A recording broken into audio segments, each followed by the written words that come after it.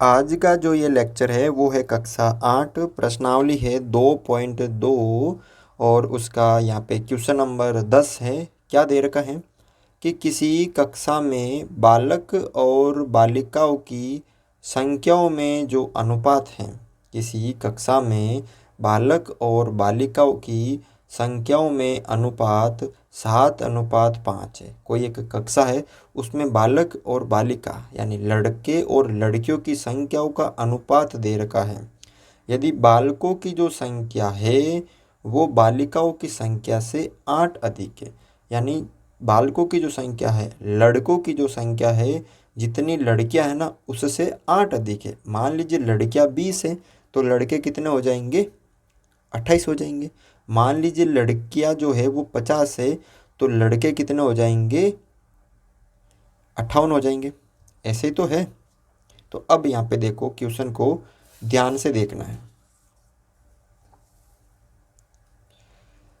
पहले तो आपको क्या दे रखा है, बालक और बालिकाओं का अनुपात। तो लिख दीजिए बालक तथा बालिकाओं में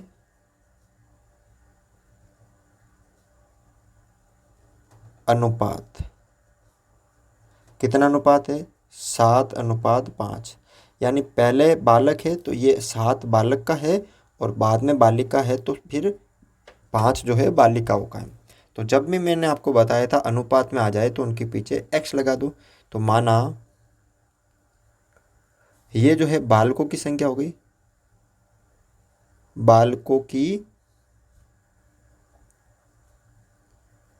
संख्या कितनी, 7x। फिर बालिकाओं की संख्या वो कितनी हो गई, 5x। अब देखो प्रश्नानुसार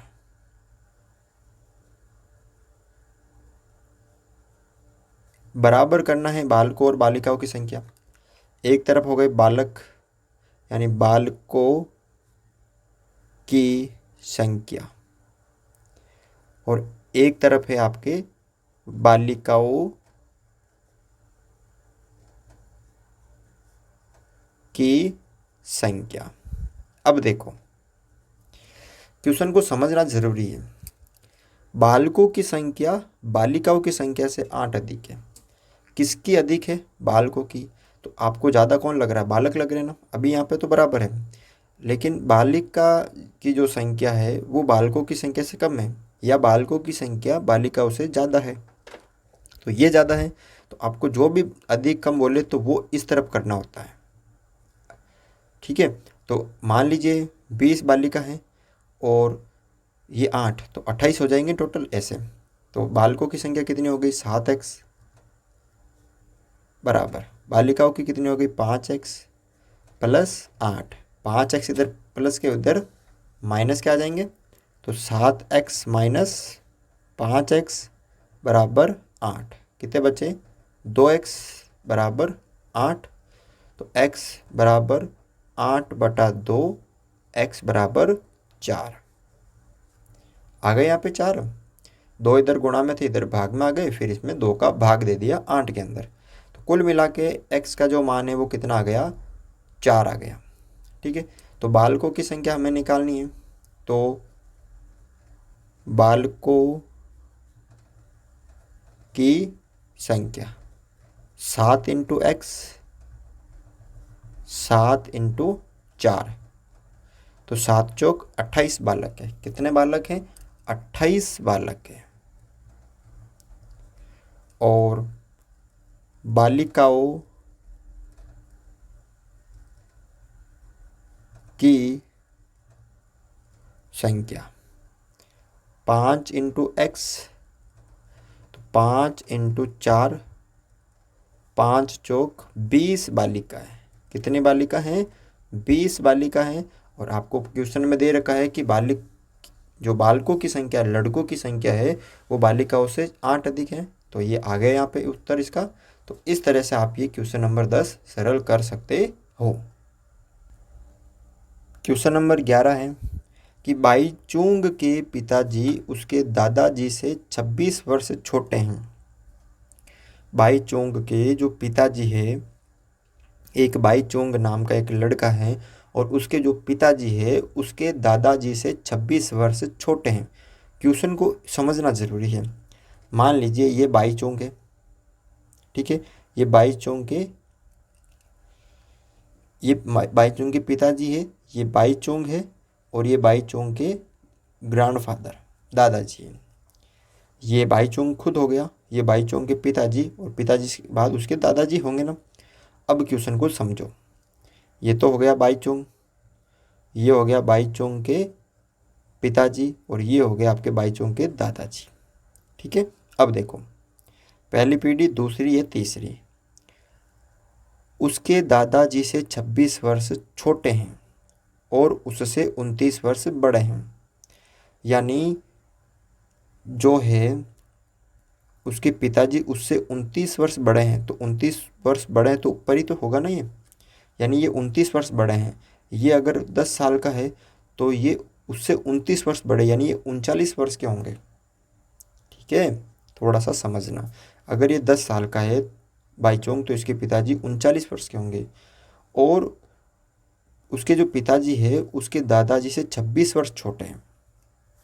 26 वर्ष छोटे का मतलब, या आप ऐसे बोल सकते हो कि उसके जो पिताजी, उसके दादाजी उसके पिताजी से 26 वर्ष बड़े हैं, यानी 26 वर्ष छोटे भी बोल सकते हो उसके पिताजी दादाजी से, या उसके जो दादाजी है वो 26 वर्ष बड़े भी तो है ना, किससे, उसके पिताजी से।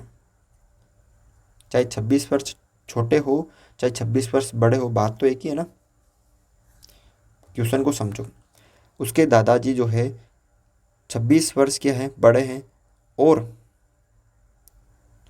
ऐसे भी तो बोल सकते हैं उसके जो पिताजी, दादाजी, जो पिताजी है दादाजी से 26 वर्ष छोटे हैं, जैसे क्वेश्चन में बोला है। और ऐसा भी तो बोल सकते हैं कि उसके जो है दादाजी है वो पिताजी से 26 वर्ष बड़े हैं। समझना क्वेश्चन को। क्वेश्चन को आपको क्या बोला है कि पिताजी जो है उसके दादाजी से 26 वर्ष छोटे हैं, या ऐसे भी तो बोल सकते हैं कि उसके जो दादाजी हैं वो पिताजी से 26 वर्ष बड़े हैं। ठीक है, तो अब देखो किसकी आयु नहीं पता हमें, बाईचुंग की पता नहीं है, क्योंकि इसकी तो हम निकाल लेंगे पिताजी की और दादाजी की हम निकालेंगे। माना बाईचुंग की आयु x वर्ष। ठीक है, अब बाईचुंग के पिताजी जो है, बाईचुंग के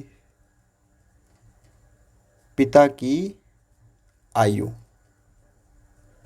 अब जो बाईचुंग के पिताजी है बाईचुंग से कितने वर्ष बड़े हैं, 29। ये बाईचुंग की आयु और उससे 29 वर्ष बड़े हैं। ठीक है, और बाईचुंग के दादाजी की आयु उसके पिताजी से, ये उसके पिताजी की आयु है और उससे कितने वर्ष से, पिताजी से 26 वर्ष बड़े हैं ना। तो कितने हो गए टोटल, x + 55 वर्ष। ये उसके दादाजी की आयु हो गई, ये उसके पिताजी की आयु हो गई, ये उसकी खुद की हो गई। अब उन तीनों की आयु का जो योग है, अगर तीनों की आयु का योग हम कर दें तो 135 प्राप्त होता है। ठीक है, तो अब प्रश्नानुसार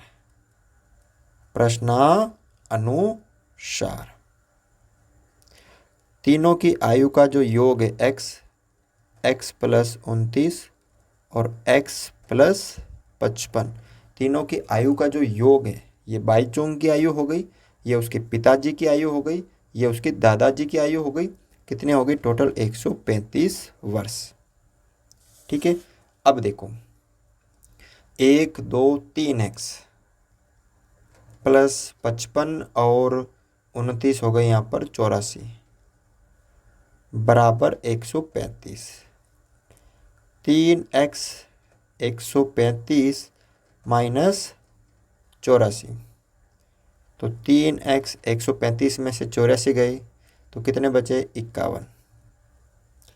उसके बाद x बराबर 51/3। 51 में 3 का भाग दिया तो 70×3 = 51, 17 बार गया। तो कुल मिला के जो x का मान है वो कितना प्राप्त हो गया हमारे पास? 17 प्राप्त हो गया। अब देखो x का जो मान है वो 17 प्राप्त हो गया, तो बाईचुंग की आयु कितनी हो गई? 17 वर्ष हो गई ना, क्योंकि x का मान हमने निकाल लिया। और उसके पिता की आयु कितनी हो गई? उससे 29 वर्ष बड़े हैं, यानी हो गए आपके 46 वर्ष के। उसके पिताजी कितने वर्ष के हो गए? 46 वर्ष के। और बाईचुंग के दादाजी की जो आयु है उसके पिताजी से 26 वर्ष बड़ी है, या उसके दादाजी बड़े हैं 26 वर्ष, या उसके पिताजी दादाजी से 26 वर्ष छोटे हैं। तो 26 वर्ष बड़े ही हुआ ना दादाजी। सोच के देखना आप इस क्वेश्चन को आराम से। तो कितना हो गया यहाँ पे? ध्यान से देखो, ये हो गए 46 वर्ष के पिताजी हो गए, फिर 46 और 26 ये हो गए 72 वर्ष हो गए उसके दादाजी की आयु। कितने वर्ष हो गए? 72 वर्ष हो गए उसके दादाजी की आयु। क्वेश्चन नंबर 12 देखो कि 15 वर्ष बाद रवि की जो आयु है उसकी वर्तमान आयु से 4 गुनी हो जाएगी। रवि की वर्तमान आयु क्या है? ये हमें दे नहीं रखा है। तो माना रवि की वर्तमान आयु क्या मान लिया मैंने? x मान ली। ठीक है, मैंने क्या मान ली? वर्तमान आयु x मान ली, क्योंकि हमें दे नहीं रखा था। अब 15 वर्ष बाद क्या हो जाएगी रवि की आयु? 15 वर्ष बाद रवि की आयु, अभी वो x वर्ष का है तो x + 15 हो जाएगा ना 15 वर्ष बाद में। अब देखो प्रश्न के अनुसार,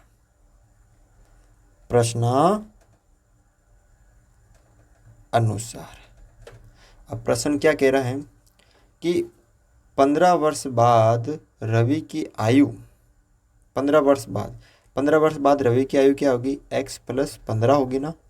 वो वर्तमान आयु कितनी? x, उससे 4 गुनी हो जाएगी। 15 वर्ष बाद रवि की वर्तमान आयु उससे 4 गुनी हो जाएगी। तो x + 15 और 4x, x इधर प्लस का इधर माइनस का, 4x - x, तो 15 बराबर 3x, 3 इधर गुणा में तो इधर भाग में, तो 15/3x, तो 15 में 3 का भाग 5 बार, 5x, x का मान कितना गया? 5 आ गया। और हमने क्या माना था? x रवि की वर्तमान आयु माना था ना, और हमें यही ज्ञात करना था। तो आप कह सकते हो अतः रवि की वर्तमान आयु कितनी? 5 वर्ष। ठीक है, तो आप इस तरह से ये क्वेश्चन जो है वो सरल कर सकते हो। वीडियो अच्छा लगा तो वीडियो को लाइक और चैनल को सब्सक्राइब ज़रूर करें।